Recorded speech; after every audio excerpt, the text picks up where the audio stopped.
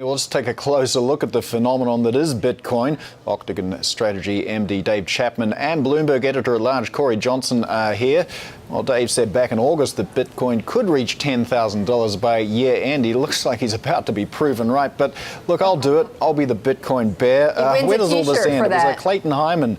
Yeah, I think I should. Clayton Hyman, the CEO of Privium, he's the guy that came up with that Tamagotchi line. That's the virtual pet craze of the 1990s. We've had Jamie Dimon call it stupid. Ramey just there pointing out an 853% rise year to date with Bitcoin. Tulip bulbs, anyone? Dave? Definitely not tulip bulbs. It can't be compared to Tamagotchis. Tamagotchis were not scarce. There's a number of reasons why the Bitcoin price continues to appreciate. We've got mainstream acceptance. It's no longer considered a fad unless you're the CEO of a very prominent bank. You've got institutional flow. There's so much institutional flow coming into this market right now, which is helping to appreciate the price. As your colleague said, you've got the CME and the CBOE, the two world's largest exchanges, actually supporting Bitcoin futures. You've got Goldman Sachs actually writing analytic reports on Bitcoin and actually being very bullish. And finally, we've got a complete, much more positive certainty and clarity around regulation. I think that was one of the prohibiting factors that was preventing institutional flow and your traditional FI markets entering Bitcoin, is because they weren't clear on what the regulatory certainty or clarity of it was. And I think that's only going to improve, maybe with the exception of China, but we can touch on that as well if you'd like to talk about that. David, I want to bring up this chart here. Guys, can you bring up that bar chart again? Because I think it just clearly illustrates why there are so many bears out there on Bitcoin, which just shows you how expensive right now Bitcoin is. We've crunched the numbers and shown that on a PE ratio base, Bitcoin is now 4 times as expensive, Dave, than .com stocks were in the 1990s. We know how that ended. We know how real estate ended in the 2000s, and we certainly know how the stock market ended in the 1920s. So why isn't it in a bubble?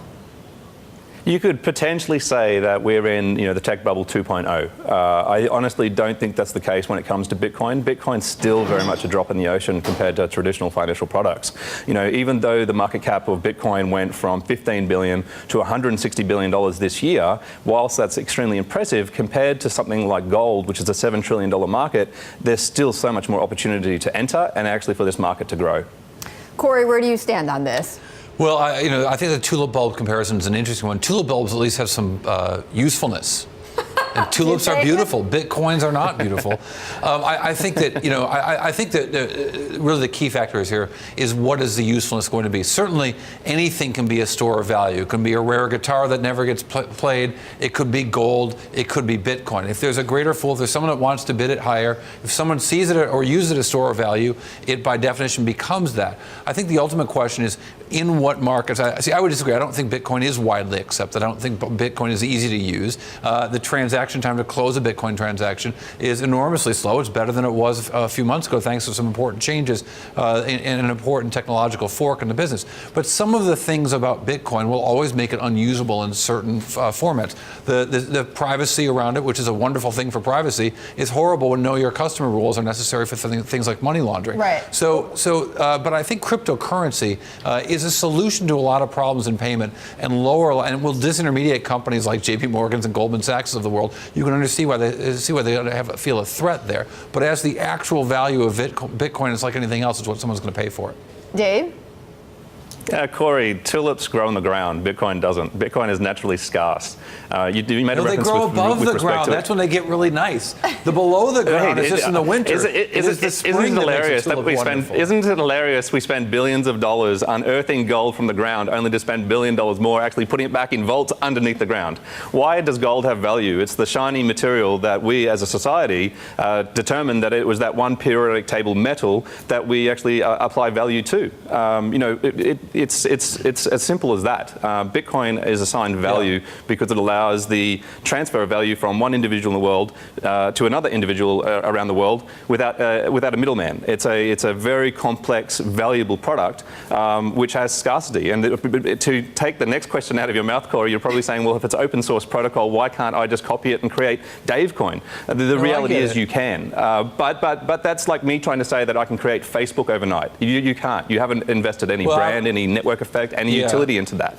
I would say that the wonder of Bitcoin is that, yes, people are storing the value there as a new technology. It's kind of an amazing thing. But as easy as they flock to Bitcoin, they could flock away from Bitcoin into Ethereum or into tulip bulbs. Until it really has the functionality of a functioning currency as a reserve currency, I think that fear and risk will always be there. But that also creates great opportunities for those who want to trade around that fear and that fervent belief that some of the true believers certainly have.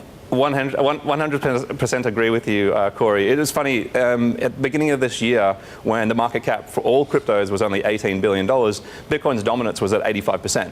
Now that the total market cap of all crypto is $300 billion, Bitcoin's dominance is only 54%. So I think Bitcoin will be the safest bet in terms of cryptocurrencies for now and the foreseeable future. But I completely agree with you. At some point, there will become a better, widely more utilized blockchain technology, and it may overcome Bitcoin at that time.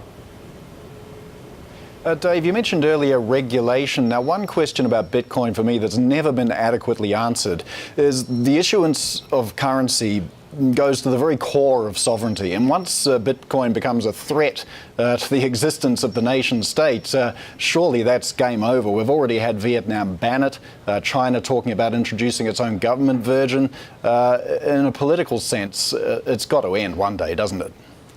That's a really good question, Paul. I think with the regulators, they have a very tough job. Regulators always have a tough job when it comes to technology. Technology matures faster than you can write the laws around it. But what I will say is that Bitcoin is the world's first decentralized technology, and the regulators in the jurisdictions that have tried to ban it per se have failed. And a lot of jurisdictions have actually seen a U-turn. So I think right now the regulators are very cautious about a currency that could upset, a government-issued fiat currency. But I think at the moment, a lot of the regulation that we're seeing is positive. In Japan, Bitcoin is considered a legal form of tender. As a result of that positive regulation, we now see 4,500 stores in Japan accept Bitcoin. We now see 40% of all Bitcoin transactions take place in Japan. And in the jurisdictions that have, previously and historically said or have announced, not so positive regulation, we're actually seeing a U-turn approach in that, such as Russia. In that vein about central banks, I want to just play for you a comment that was made by Mike Novogratz, who's a former hedge fund manager and who is now a Bitcoin advocate or supporter and investor. This is what he says about the trust or the lack of trust in central banks and the trust in Bitcoin. It came out of the 2008 financial crisis, where people say, hey, we no longer trust financial institutions. We don't trust governments. And in parts of the world, today still, if you're in Venezuela, it's really hard to trust a central bank, or in Zimbabwe. And so the decentralized revolution, which Bitcoin is really the kind of poster child of, is a response to kind of the breakdown of trust. Would you agree with that, Corey? 100%. Well, sure. Dave agrees with it, of course. If Dave wants me to agree, then I'll agree. Look, I think it's really an unknown here. I think that the ideas around the blockchain have really excited a lot of people in Silicon Valley, who, whether it's Bitcoin as a solution, and probably not, at least as far as their investments go, because they can't make an investment in Bitcoin except to actually buy the currency. But the notion that we can record transactions, that we can have lower friction and greater speed, is something I think that really goes back to some of the earliest notions of exchanging information through packets across networks, and it makes Bitcoin a very exciting thing because it solves yet another problem using technology. But whether it's going to be Bitcoin or not, I kind of doubt whether Bitcoin's going to be the one that survives all this 10, 20 years from now. All right, Corey, just hang on one second. Dave, before we go, really quickly, so you priced it at 10,000 by the end of this year. Where do you think Bitcoin's going to be next year? Betty, you told me, you asked me this question 3 months ago. I called it correctly at being 10,000 by the year end. I'm very bullish on the outlook. We're not there yet. Well, we will be. If we want to place a bet, I'll bet you one Bitcoin that it'll be 10,000 before the year end. I think that violates about 7 Bloomberg policies, but I like your spirit, Dave.